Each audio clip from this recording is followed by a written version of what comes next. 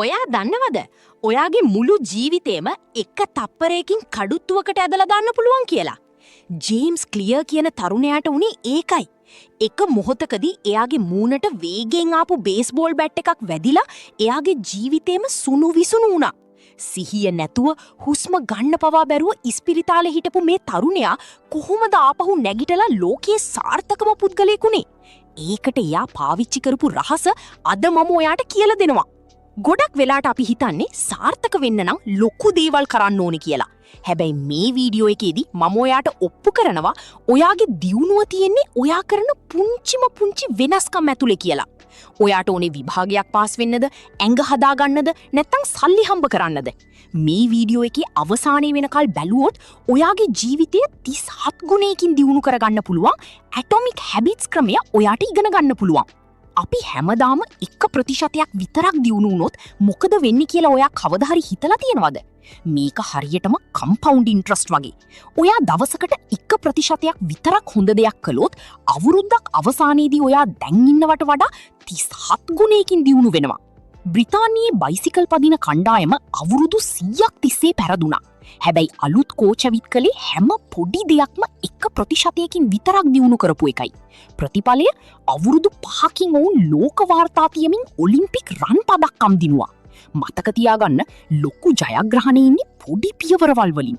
දිනන මිනිහටයි පරදින මිනිහටයි දෙන්නටම තියෙන්නේ එකම හීන. එහෙනම් ඒ එක්කෙනෙක් විතරක් දිනන්නේ. යාගේ සිස්ටම් එක හරි නිසා. ඔයාගේ කාමරය හැඩි වෙලා නම් ඒක අද අස් කරන එක ගෝල් එකක්.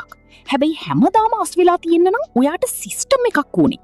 ඔයාට ඇඟ හදාගන්න ඕන නම් කණ්ණාඩියෙන් ඇඟ දිහා බල ඉන්න එපා. හැමදාම ජිම් යන එක ඔයාගේ සිස්ටම් එක කරගන්න.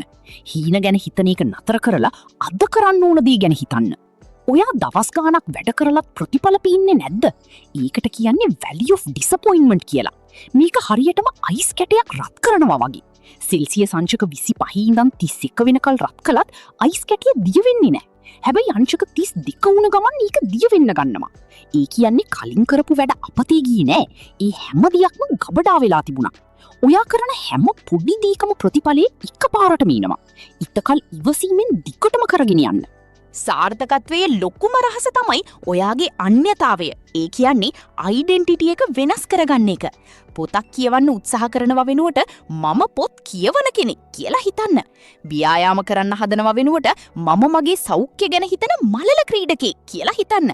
ඔයා කරන හැම පුංචි පුරුද්දක්ම ඔයා කවුද කියන එකට දෙන ඡන්දයක්. අද ඔයා මොන වගේ කෙනෙක් වෙන්නද ඡන්දය දෙන්නේ? ඉතින් අද ඉඳන් ඔයා කරන්න යන ඒ පුංචි 1% වෙනස මොකක්ද? ඒක දැම්ම කමෙන්ට් එකක් දාන්න. ඔයා අද තියෙන පියවර තමයි හෙට ඔයාව ජයග්‍රහණය කරවන්නේ. මේ වගේ ඔයාගේ ජීවිතය දියුණු කරන වීඩියෝ දිගටම බලන්න අපේ channel එක subscribe කරන්න.